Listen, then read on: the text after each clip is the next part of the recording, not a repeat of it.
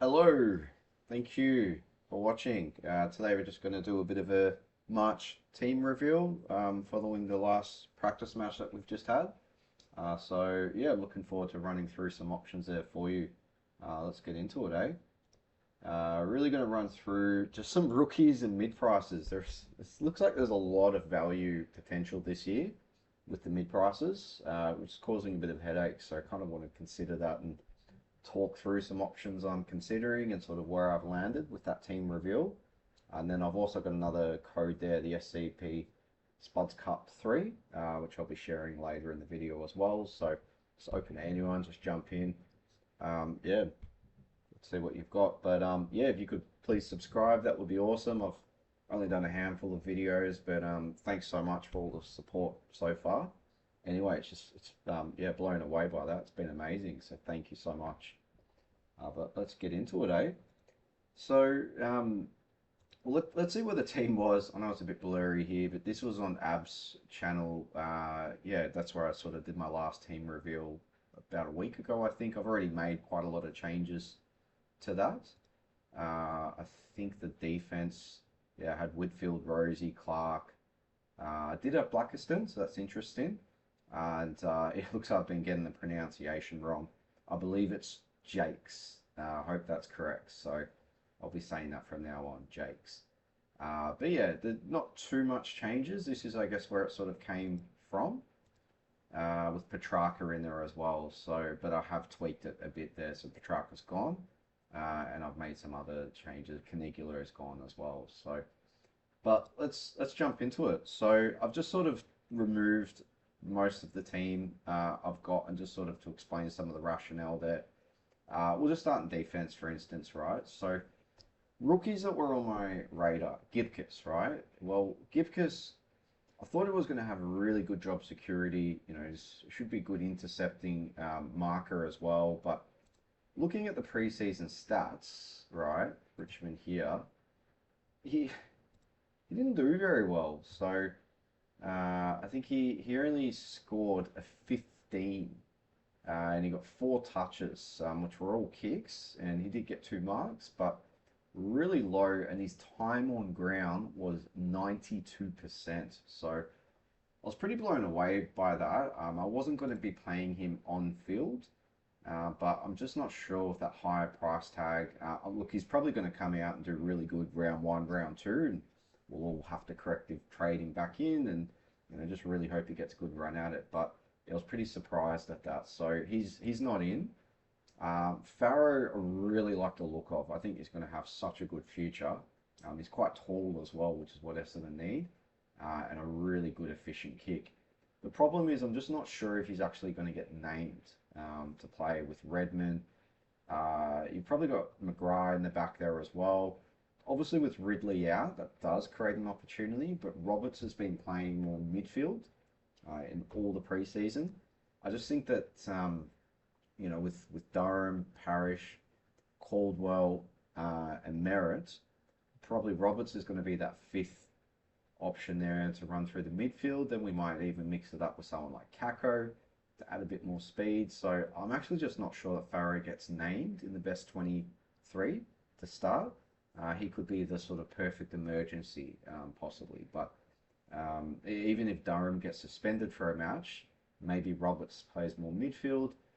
Maybe Farrow gets named. I'm not sure what that job security is going to look like. I just think it's going to be a pretty big ask to have 3 first gamers in against Hawthorn.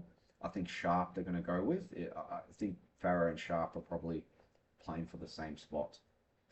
But big watch and see. I know he's going to have a great future. I'm just not sure. And that DPP would be awesome. So not someone I would be confident to play on field. But yeah, I'm sure he's going to come into our teams at some stage this year. So he's out. Now, Jakes, well, he didn't do as well as I thought, but his position was great. Like he got a lot of disposals. I think he was just a bit poor with some. Where was he here? So 11 kicks, 5 handballs, so 16 is pretty good. 5 marks, and he got 63. With pretty good time on ground, even got a kick in as well. So playing that back pocket, I'm not too sure what his job security is going to be like, though. That is, with Dale, if he comes back. Connor Butterick as well, playing pretty good in that half-back flank. Definitely someone to keep an eye on who I don't have at the moment. He's been in and out of my team. But with Jake's, I think that's what someone corrected me. I'm just not sure if I can, I mean, 50-50. So what I'm a bit worried about is some people are having, 4 or 5 of these defender rookies. I'm moving Grill to M8, but I'm trying to actually just have 3 of them here, possibly. And then Lindsay and Dirksen, I mean, it all comes down to who gets named. If Dirksen isn't named because Wiedering comes back, it sounds like Dirksen's competing with McGovern, I think they're saying, or someone else as well. So, but, he's mature, basement price. It's going to be very hard to correct him up, though, to 119. So, yeah, if he gets named, I'll pick him. But, yeah, it's going to be an easy downgrade if he doesn't. And the good thing is we're going to see him round 0 anyway. For Sarong, Dirksen, and Jakes as well. So that could change, but I really don't want to play too many defensive rookies. They could all get named, and it looks like we've got a lot of options, but I'm not sure how secure that's going to be. Same with Lindsay as well. I think he played pretty good last night. The issue was they had a lot of outs. I think Baker played pretty well, but they had Jinby out, Hoff, I think, out. Then they got Graham probably to come into the midfield as well.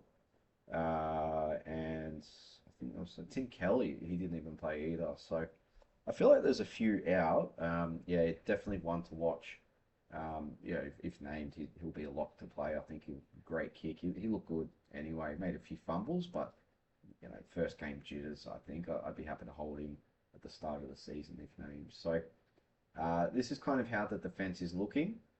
Now, with the value options, well, Blackiston, 295. Look, I'm going to take the risk. I know not everyone's going to agree or love this pick, but I just think the risk for him of being dual ruck is so low unless Brian comes back. Now, before round 1, I'm hoping we get a bit of an update on Brian's time frame. But they're both 203 centimeters for Blackiston and Brian. So I just don't know why, with the form that Blackiston's in, I think he's going to get a really good run at it at the moment. And a sole ruck, right? If we look at what last year's rucks were, let's go here, right? I mean, I'd say a sole ruck's probably going to average about 85 minimum. And that's going to put you, well, probably 80 would be the absolute minimum that these rucks have got. And with the way he jumps and leaps at the ball, he's going to play quite tall, but he also gets a lot of contested possessions. I think I put a tweet out about what his Waffle scores were before he got picked up in the mid-season draft last year. He was a very good ruckman with contested possessions. He's not going to be your English type where he's going to run around the ground and probably get a lot of marks or contested marks. I hope he can add that to his game, but I think he's really going to help in getting those contested possessions and hopefully some hit outs as well. How's he going to go against a really good rucks though? You're Gorn, Cherry as well, Grundy, Jackson even, I'm not sure, even Cameron. And he does have a pretty tough run, but it's still number 1 ruck. I'm just going to back him to at least get an 80 to 85. I mean, if he does get an 80 times, I don't know, maybe the magic number drops to about 5,200. He could get to about 416,000. How quick is he going to do that? That's what I'm not sure about. But if he gets on a good run, he might do 90 for the first few games. Probably the upside is up to that sort of 468,000. So, I'd be happy if I got 100 grand out of him. But there is genuine upside there where he might make a little bit more as well. And then we can trade him because he's buy free to pretty much anyone there as well. So, yeah, he's in. And Windsor, well, yeah, same deal, buy free. Looks like he's playing midfield. I'm not sure if that's going to stay. Having a look at the Melbourne CBAs. By the way, this DFS tool is so good for the preseason stats. It's pretty much got everything you need, this one site. You can then click on each player. I think it defaults to 2025. So just make sure you check in 2026. But yeah, you got Gorn, you got Rivers, Windsor, 57%. Yes, you got a massive 121. I'm not expecting that though. Hang on, is that right? How did he? I'm not. Oh, I think that the scaling, because the game ended early though, like they didn't really get those scores because they get a lot of scaling. If it had played out fully, he might have got. I think at the time that the Lightning came, I think it was on like 90 or something. So yeah, I wouldn't. Don't go by the score. Go by the role. I definitely think Steele, Pickett are going to be your sort of mids with the CBAs, and it'll be interesting to see. I think Rivers might flow through there as well, and then maybe your sort of Harvey Langford as well, and then maybe Windsor. But if he does get those mid minutes, it's just going to be so much value there. So yeah, I can't split the two, so I'm just going to pick both. So yeah, just a big watch. But he could move back to half back now as well. That actually wouldn't be so bad. What we don't want to really see is that he gets pushed out to a wing or something though. So got a lot of speed. Yeah, I think he'll be a good pick there. So that's sort of defense. Now there are some really good value options though that I want to keep an eye on. Again, I'm going to build the team around the rookies and around the mid prices. And this could all change. I'm going to do another video as well once we've actually got the teams have been announced. I really like the Worrell pick as well. 1% of teams. I pretty much got him in most of my draft leagues as well. It was a big sleeper. He's going to be taking kickouts, and we've actually already seen that in the first game. I think he's going to push up that average from a 90. I think he'll get to 100, possibly even more as well. So yeah, good. I'm not picking him, but yeah, really good option to watch. But some of these other value options in defense, I was watching Marek. I thought he was going to take a lot of kick-ins, be across that half back, do a lot of 1-2s. He was pretty poor. He started the first quarter really well. I put a tweet out thinking, oh no, him and Harley Reid. But no, I'm not. I don't think I'm going to go there. I got him in one draft league as well, so I did take the risk there. Yeah, I'm not sure he's going to be a top, 6 or even 10 defender this year. So, but a big watch and see. But yeah, not going there at the moment. McKercher at 449,000, priced at 83. Playing in defense is you're going to expect about a 105 average. So there is so much upside to his pick. Still in 30% of teams.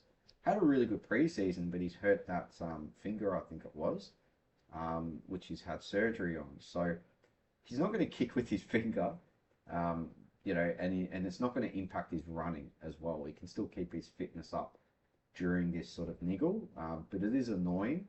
If his name round one, this is really going to throw a spanner in the works. I think he's going to be he could be a potential top 10 defender, priced at 449. So I think, and buy free as well. I think it's worth the risk. Bergman, no, not going there. Price is still in 6%. But yeah, McKerch is definitely a really good mid-price of value option. Newman, he's been in and out of my team. He's been suspended now. It looks like they were easing him back in, but yeah, been suspended for 2 weeks. Just can't go there now, obviously. So yeah, he's out. Could be a good target, downgrade too with one of these, make a bit of money, and maybe Brian comes back as well. You might be able to move to Newman. But yeah, just take him out now. Not going to Weddle, not going Houston. Pretty lower ownership there anyway. Powell's a good watch. He was getting a lot of CBAs. I think he's a very good player. He can mark really well above his head. He's got a good kick as well. Price at 79. I think he's one to watch that might improve, but I don't think it'll be enough to pick. If he goes at 85 or 90, it's a bit of a meh pick, really. He might make 40k and you're kind of stuck with him all year. So, but I hope he does get into a primo sort of status one day, just not at the moment for us. But the one I really, really liked was this one, Lawson Humphreys.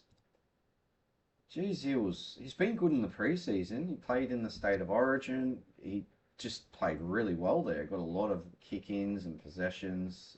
And then he also, I think for Geelong here, He was one of the top scorers. Well, 97, and he had 24 disposals, 79 time on ground as well. The kick-ins, I'm surprised they're still sharing the kick-ins. You know, even Braun taking the kick-ins.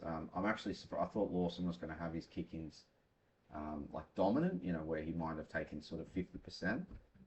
There were some games where he took pretty much all the kick-ins last year. So I am sort of waiting for that to happen, but they still sort of share it with Guthrie. And then, yeah, you got your Holmes and Stewart who are going to take some as well. So I didn't notice any trends there, but big watch and see though. I'd love to pick him. Yes, got that early buy, which sucks. But yeah, he's not in the team, but a big watch and see though. The price at 73, I think he could have a 90 average or more. I mean, if they swap with Stewart, right, maybe Humphreys gets up to 100, and it could be a really good value pick at 398. So keep an eye on him, but yeah, I can't sort of pick him. Jimby, not going to go there, and Perriman not going to go there. So there's not. I mean, I could probably go through the list longer, but they're sort of, this is what I've landed on. So now I've got to find the premiums, but it depends on what we do with the other options. So moving on to the midfield now. Actually, I might just share the code. Yeah, let's do the code. I've got the SCP Spuds Cup 3. So the code is 422511. Just open it anyone, jump in, even if you're in another one, that's okay. And if that fills up pretty quickly, I've got room for maybe another 1 or 2 leagues as well. So if you don't make this one, just let me know, and yeah, I might be able to put you into one of the others as well. But yeah, that's the SCP Spuds Cup 3 with me. So yeah, jump in. All right, let's look at the midfield now. So the mids, well, Yulin, I was really watching. I did see a little bit of that game, not all, but just bits. He got a pretty big crunch there as well, playing on a wing. I wasn't too impressed. Like to start him, I mean, I paid the 199. I think, or Lombard, absolute lock.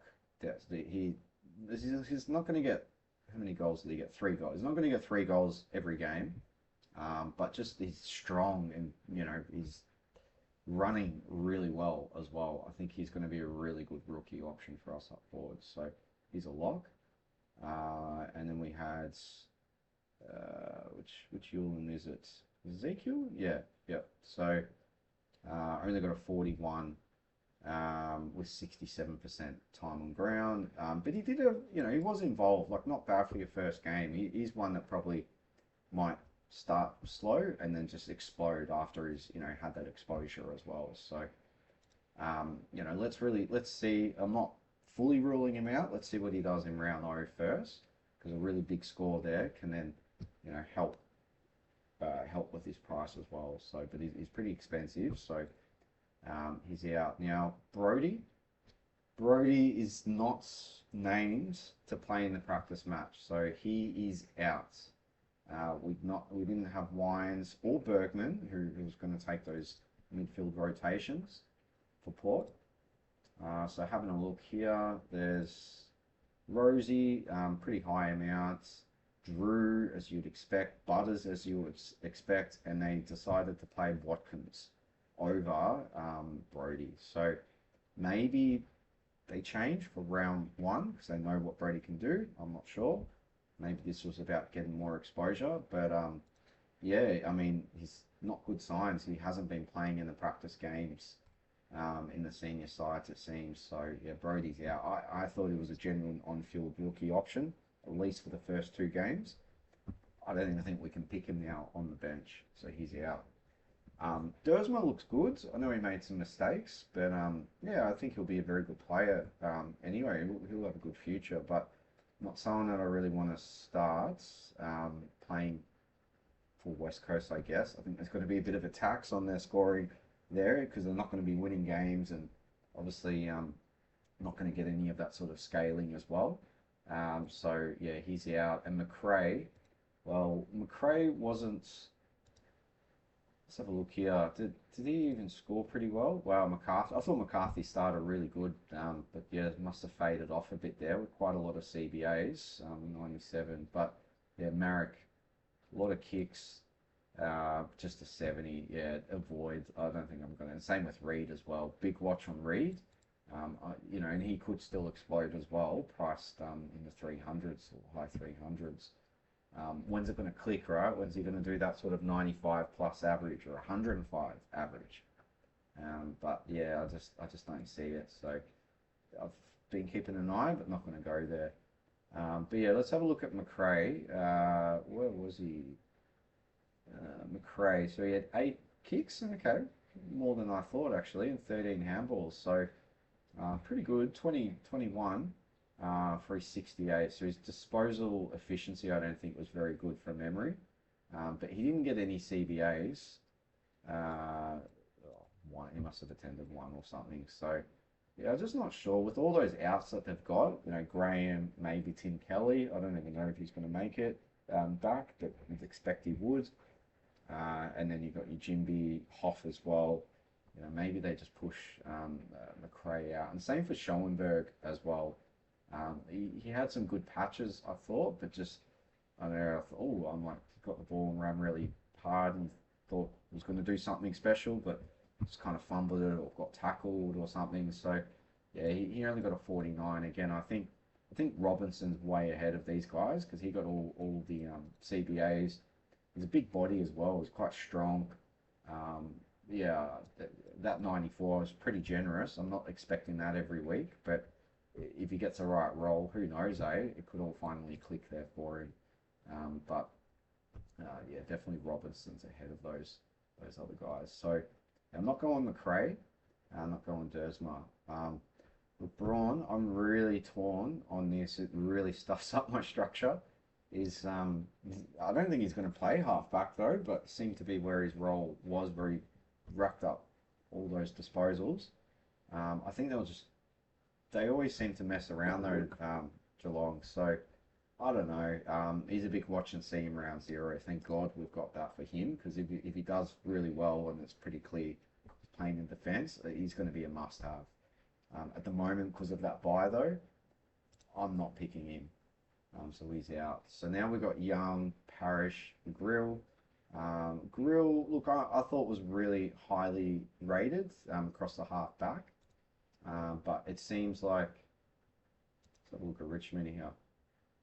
I think the scores, well, Shorts, Banks, he's probably going to be a lot in defence there as well. Mikhailov, I think, playing on the wing a lot more as well. And then I think Ross even in the mid could be a good one to watch. But yeah, Grill, it looks like he's competing with a few across that sort of half back, you know, with Short and Banks.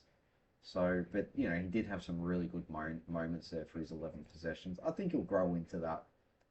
Yeah, 57, I'd be okay with that, and I'm comfortable to play him on field. I think he's going to have the best job security of a lot of those rookies as well.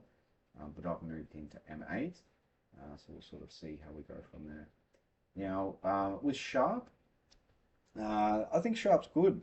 There's some really good footage of him running back, and he got an intercept possession against St Kilda, even though Bombers were poor overall.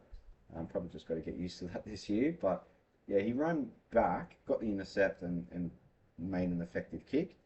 But that footage, it actually shows him running back past all the other players, getting from pretty much the back defensive 50 right up to the forward 50, and then I think he crumbed it off one of our talls. I think it was Wright or Caddy in that same play. So he's just really, you know, he looks mature as well. He doesn't look 18. He looks strong. I think he's going to be very good for us. I don't want to see them sort of chuck him straight into the midfield too much. I think they'll manage him, but I still think he's probably going to have the best job security there out of those new Bomber recruits. And I think he'll be ahead of Farah as well. So I've got him on the bench. I think he'll be a really good cover through the buys. Obviously being buy free as well. So yeah, really like the Sharp pick. Carroll, looks like he did play half back. Having a look at St Kilda. All the kick-ins like Sinclair, well, we know he's just kind of 33 kicks. Wow. How did he only get 125? That's just crazy. Anyway, Yeah, really rate the Sinclair pick for people out there. I think I'm still going to go Nafs though. But yeah, we didn't really see any sort of kick-ins there from Carroll. And what was his score? I think he's. Oh, did I miss him? Hang on. Jack Carroll. Here we go. So he got 17 possessions, which is pretty good. 79% time on ground. That's probably the key. He did have very good time on ground. He got his 60s. So I'd be happy if he did that. I think he'll probably average 60, 65. And, with those 17, there's probably going to be games where that might, 6 marks, I guess. That might even be a higher score, possibly, if he gets more intercept. So there's a bit of a. It's pretty much on par with his fantasy score. So, yeah, I'm happy with that. But that's all I needed to see. And, well, Blemires, I think I'm saying that right, look great. So, really hope he gets named as well. I think everyone's going to pick him and Dirksen, given the basement price. We just need him to really play a couple of games and easy to make 100, 150 if they keep playing. So this is now where I'm sort of eliminating some of the rookies that I'm not interested in. Braun is a big question mark, but I'm just going to wait. I'm not sure I believe it yet. He's going to get that role. I think it's still got Stewart, Humphreys there, who's probably going to do really well. But let's just wait and see for round 0. Ruck's pretty much no change, going English. McAndrew R2. I really think English could be the sort of, I think he's going to be R1, right? Grundy is up there as well. I'd probably say English and Grundy are probably going to be our R1 and R2, followed by probably Gawn and Cherry as well. And then we're probably going to have Darcy Cameron next, and then Jackson. That would be my sort of order, and that's why I'm going to lock in. And then he backed it up English anyway in a really good, not just his ruck work though, it was his just getting around the ground. Just look at this: 17 kicks, 6 handballs. Got a couple of tackles as well. So yeah, got a lot of hit outs. But his 2 goals. He's like another midfielder. He's so fit. And he's 208 centimeters. He's going to be up there with, I think, as one of the best rucks this year. And that I'm actually annoyed that he's done well in that first practice match. I hope round 0 he has a pretty poor game, because then I think the ownership might drop a bit. If he does an 80 or a 90 there. But yeah, he's been locked in since Team Picker started. So yeah, English is fine. All right. Well, now we get to the forwards. This is causing me a lot of headaches. So. Rochelle is a lock for me on one condition, and this really stuffs up my structure as well, and that is on Saligo. What is the story with Saligo, right? Yes, he had that heart issue. I hope that he's okay, and that's all genuine, because there was some really bad rumours going out as well. But yeah, I think, look, Rochelle is 72 CBAs, got a score of 90. He's got some tackles, got a goal. I think he'll probably do better than, 18 disposals with more time or games. I'd expect anyway. But even with that, though, a 90 score, I think is still pretty good. But if Saligo comes back, right, and then you got Rankin, what does that mean for Rochelle? Well, we're not going to know, unfortunately. Hopefully round 1 we'll know if this, Saligo nonsense is rumours were have any substance to it, because they're expecting him back pretty soon. But it seems pretty clear Saligo's out. Because look at 2024, right? This will just be the preseason. I'll go to the where is it here? CBAs. Yep. Did that go right? Must have changed something. All right. Let's go back here. CBAs. Adelaide's. Yep. 2025, you got Dawson and Saligo, who's sort of main 2.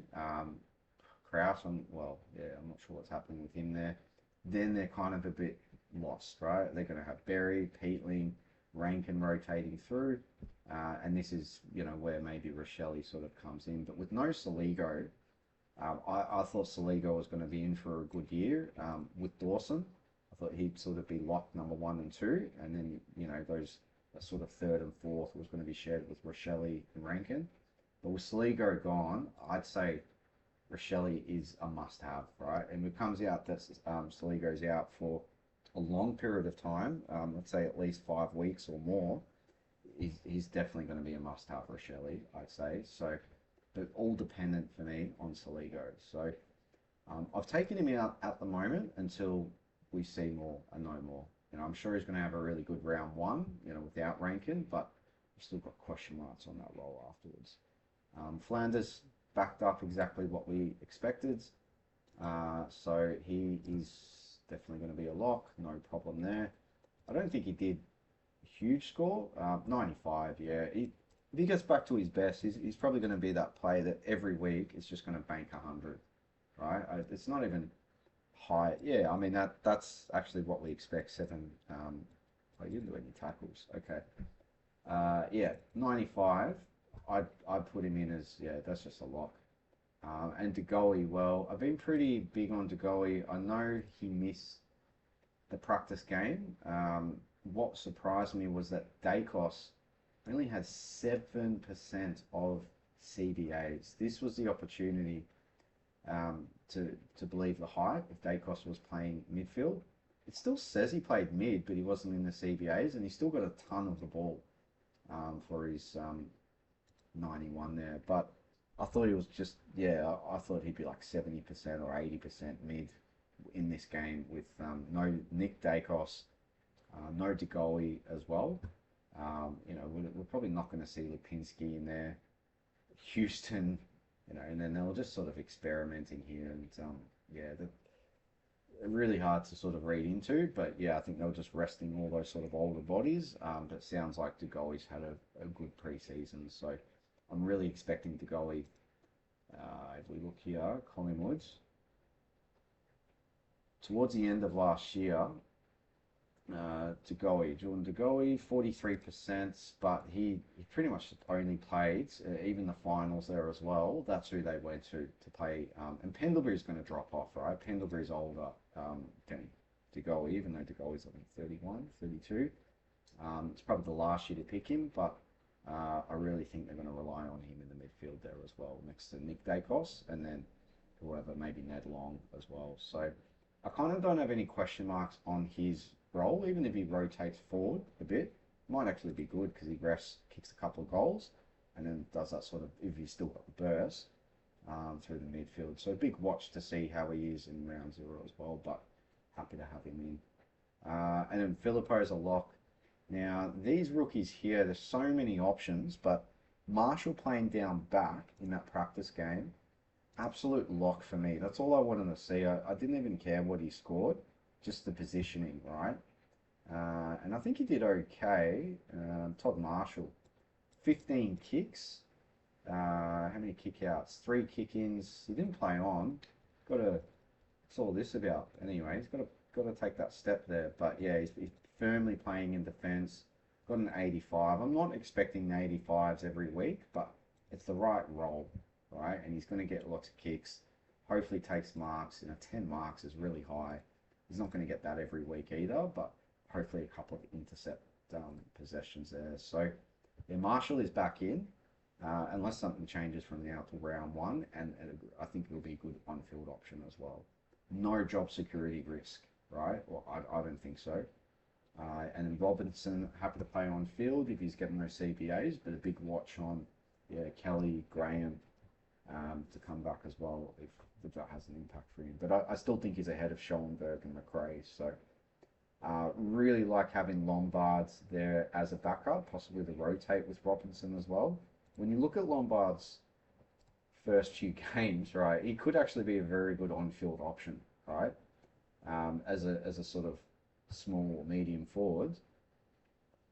Yeah, you might want to actually play him on field for 1, 2, possibly even 4, and then maybe even 6 as well, right? Let's see what Essendon's like. But yeah, I really think he's a no-brainer. Absolute lock. Looks so good.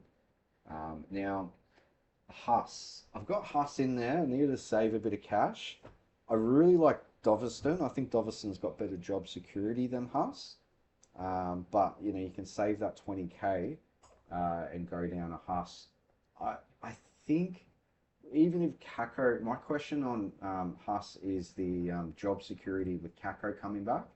I think Kako started training today as well. So it would look great though if we did have those sort of two small forwards working together really well. I think Huss is going to be ahead of Gulfi as well, but there is Perkins who didn't play in the practice match. Where are we here? So I don't think he played.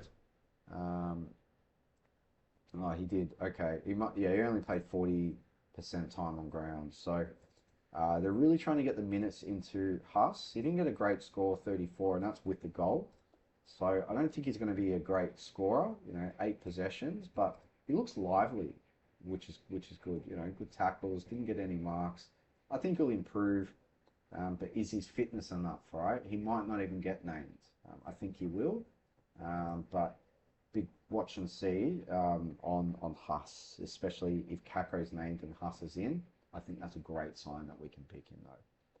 Otherwise, I really like the look of Doveston from North, and then sort of as a backup, probably Jones from Western Bulldogs. But Jones has a really poor scoring history. I think he'll have a pretty good job security though, given that I think he played a little bit on the wing, that Jones guy. Where was it here?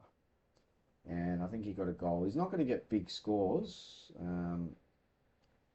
Yeah, Arthur Jones, what did he get? 3 goals. He's not going to get 3 goals every game and get you 68s. He's been more... yeah, he might drop your 30s and 40s and maybe 50s as well. So I'm not expecting him to be a great on-field option, but I still think he's got good job security. Waitman's out for, I think, mid-season, I think the update is. So I think that pretty much gives him the opportunity for Jones. So big watch and see on Jones. But yeah, with the buy, I really hope Huss gets in. I'd love to go Huss over Jones. So I've got him in at the moment. And then everyone's going to have Smith. I've just moved him to flex. So that's sort of my rundown on the rookies and who I've excluded. I find by excluding, we can then get an idea on where the holes are, right? So it's pretty clear in up forward. Well, if that's the structure I'm going to go with, I can't fit Petrarca in, so I'm going to go Sheasel as buy free. So that's a lock. That's easy. And now we've got, well, so much money to spend on these positions here. So I've really got the cash to splash. So I'm going Bont, right? I'm not expecting him to maintain the 130, but he could. Even if he moves forward, I don't think he's going to move forward though. I think I've seen some comments or article mention about that, but you've got Norton and Darcy up forward already. I mean, if he's going to be the third forward, he's going to be getting the third best defender, right, out of those options. So it could actually be good. He stays on the ground longer, has high time on ground, possibly gets a goal or 2 extra if he does rest forward, but he's still going to be playing in the midfield. So yeah, I'm not worried about any role change for Bont if Norton and Darcy are fit, which they are. So he's a lock. Butters is a lock. I think everyone's going to have him. And Dacos. These guys could seriously be your top 3 overall SuperCoach scorers or averages, right? If you look at the average over maybe the first 5 weeks, or top, possibly the top scorers in the first 10 weeks, even though they've got the buys, right? That's just how high they might be. So we'll definitely buy mid-season buys. I'd say they're going to be, up the top. So yeah, they're I feel like I'm just going to get the big guns and lock them in. So that's kind of where I'm at. Now, this is where it gets very tricky, right? So this is where I'll come back to these 2 mid spots because this is what's causing me a lot of headache. I want to get the value with Blackiston and Windsor because they're buy free as opposed to going Brawn, right? I can get rid of one of these, but I can't split them. So now we're going to look here, right? Well, I'm going to go Messiah. I think, yes, he could get tagged. He's moving to mid, but he's the gun. I mean, it doesn't even matter if he gets tagged the way he plays. I mean, he'll probably break away from the tag and score, have a 60 or 70 point quarter in that one. you know, poor quarter for whoever's trying to tag and stay with him. That's how good he is. He just needs that, you know, one patch and he'll burn the opposition. So I just don't, yeah, these are players I love to watch and see, right? And it's a real, I think I'm just going to try and get him in. And same with Whitfield as well. I was only ever trying to get one of these in, and whether you go Whitfield or Sinclair, I mean, look at those stats for Sinclair. He is a huge pod, right? And he could definitely be better than Messiah if Messiah does get tagged and restricted. But you know, he's not going to play like this 4 goals every week. You know, he's not going to play Essendon every week, for instance. But I just think he could be he's definitely going to be D1, I'd expect. But he could be serious 120 average player this year. So I don't want to miss that. You know, if he's 622, right, it's like the Bont. So there was some seasons where Bont doesn't even go below 600,000. That could be Messiah this year, right? You might have one bad tag game and then the next game spikes. I think he's going to be really hard to get in if that run happens. So yeah, I'm just finding a way to get them in. And then this is where it gets really tricky as well. So I need to balance the buys. So let's say we slot in Rosie, but it's, what I've actually landed on is I want to put Clark in, right? And then I'm going to swing Rosie into the midfield, right? Just to have that buy free. I think Rosie's going to be better than Sarong for this year because of in defence, he'll be a lock. So with Clark, I think Clark had a pretty good game, but what we saw was Young getting the CBAs, so that was all good. Clark not really getting any of those CBAs, but yeah, really taking a lot of the kicks. Wasn't even great, really. 18 disposals with 4 marks. Yeah, he got a goal, and he still got a 94 there. I know it was against a sort of depleted Adelaide, but still, you know, he's up there at the top. And more importantly, we're not going to see, well, I'm not sure with Ryan, but I think Ryan is going to drop off anyway, even if he comes back. So these are low, right? This could be like one of a low game for him. I think he'll, you know, have games where he'll do even better than that. He'll just take all the kicks down back across the half back and get a lot of marks as well, so a lot of +6s. I reckon he'll be averaging 20 plus disposals minimum, and he's still got a 94. So yeah, I really like the look of Clark. If he goes at 105, I'm still happy with that, but there is genuine upside there for him as well. And the run that they have, not so much Geelong, but yeah, they got Melbourne, Richmond, Adelaide, Collingwood, and then Eagles. I mean, there's just so many, and then eventually Essendon round 10 as well. I really want to have Clark over this run as well. So that's why I could probably move it around and get a midfielder in, you know, maybe move to a Walsh, for instance, but Walsh has a bye. So even if Walsh goes at 110, Clark's going to be buy free, so he's probably going to make up those extra 50 points over those first 10 weeks, which, you know, that 105 is going to feel like a 110 anyway compared to someone like Walsh. But he's got genuine upside on that 105 over this stretch of games. So yeah, he's been in, and obviously I can't go without Rosie, and I really want to fit these guys in. So that's kind of what I've landed on. If well, that's pretty much the team. So now we're at 539, and I've really just looked at what's the best available, right? And this is where I would have loved to have gone Walsh, and maybe I can squeeze some cash out of some of the rookies. You know, if I went Reedy down to say that loop option, who is it? White. Then I might be able to afford, yeah, 560. I still can't get Goulden in, but I think Walsh looked really good anyway. And I probably wouldn't go Will Ashcroft. He had that down game as well in that practice game, and he's just keeps sort of doing that, which is annoying. I think he'll, you know, eventually be a 110 plus player. I'm not sure when that's going to happen though. So yeah, really like the look of Walsh. Only 16%. I think he could be a really good pod. And what I really why I really want to start Walsh is this run he has as well. Richmond, and then he's got a bye, right? Then Melbourne, North, Adelaide, Collingwood. Like those first 6 games could just be nuts, right? He could go huge um, over that run there. So really keeping an eye on Walsh. But someone else who's got a really good fixture and is cheaper is actually LDU. So price at 97, only in 3% of teams.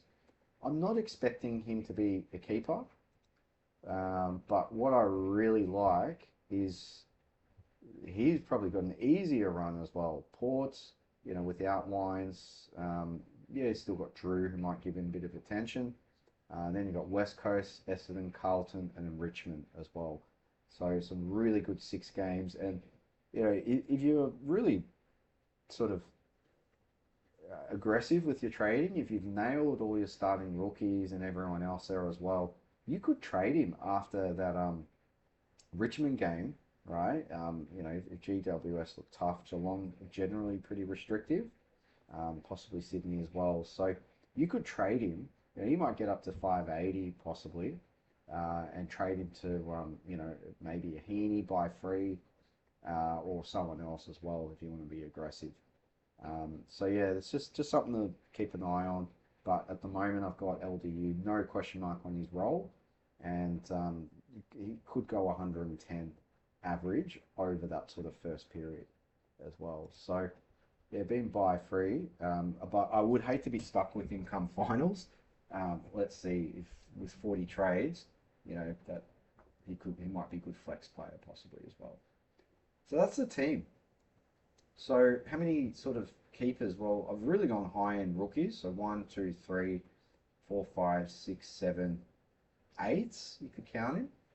9, 10, and 11. I'm counting Flounders as a keeper because we know what to expect in the right role. He should be averaging, a ton every game. Not counting De Goey as a keeper. Parrish could seriously become a keeper, but will his body hold up? And I'm not expecting Young, unless he got DPP, move forward, but not sure. These guys here, the reason for Rosie in the middle, right? If one fails, right, or Brian comes back early, the whole point is I can swing Rosie back in, right, and then bring in Braun before he has his price rise, right? And that will free up a bit of cash as well. I might even get a price rise. When does he come back? Braun?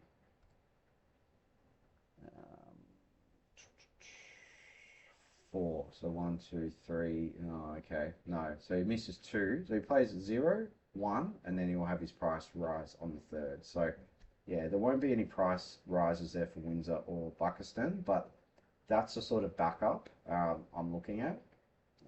That I could do. So, and that might free up a bit of cash as well. But otherwise, I'm really just sort of relying on, just get rid of that there. Blackiston, I think, #1 Ruck.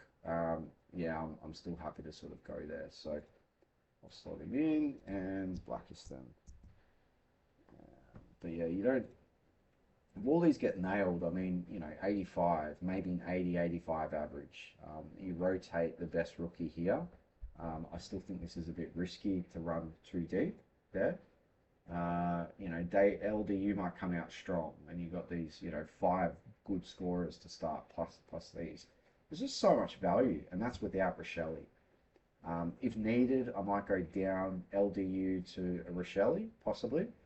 And swing one of these guys in, but really waiting to see what the deal is with Saligo there. I'm not sure if I'm fully buying into the hype of Rochelle. But that's pretty much where the team is at with Reedy though. That's should get a couple of games.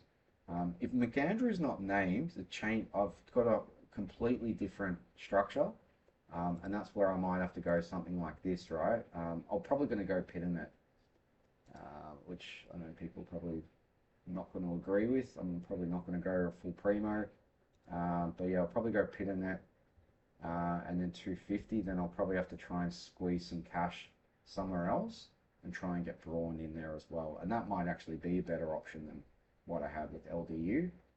But both would have their early buys anyway. So yeah, I'm gonna back the risky, McAndrew at R2, and then go with yeah, LDU. But there are some options, so this could change once the teams are made. So I'll do another video for that as well. But yeah, let me know what your thought. Oh, what's going on here? I'll lock in LDU.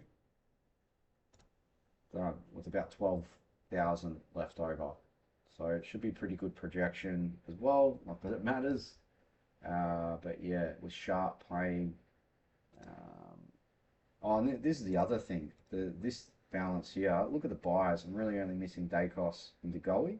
And Smith as well. So really good cover, I think, with Lombard. Really good cover with Sharp. No problems there. Plus I can play one of these. So yeah, that's looking great. Round 3, it's just a rookie, so it should be easy to cover. Really just missing Bont and English, so no Petrarca now. Really helping as well.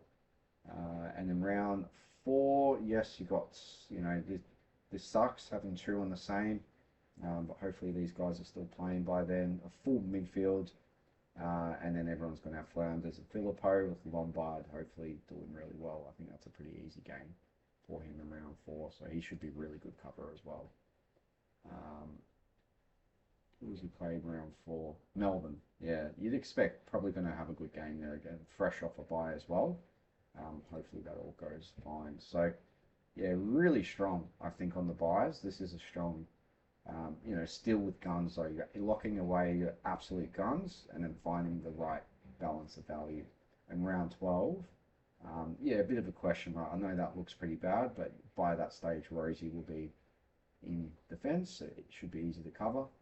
So 1, 2, 3, 4. Really just missing 4 guns. Marshall's probably upgraded by then. McAndrew's probably upgraded by then. So yeah, even that round 12 buys looking pretty good and pretty balanced across all other buys. So yeah, that's sort of where I've got. I think the goalie will be gone. Smith could become a keeper. Who knows? Hope so. It'd be great to see for him anyway. And Blackiston will be gone by then, I reckon, as well. Also, McAndrew fails. That's a bit of a backup by round 6. I can, possibly move him in and upgrade. It just gives the team so much flexibility as well, right? Imagine you get some Messiah defense mids. I don't think these two you will. Defense Ruck will be good. Windsor should be defense mid as well. And then I can swing Windsor with Rosie and then maybe upgrade Windsor to someone I've missed.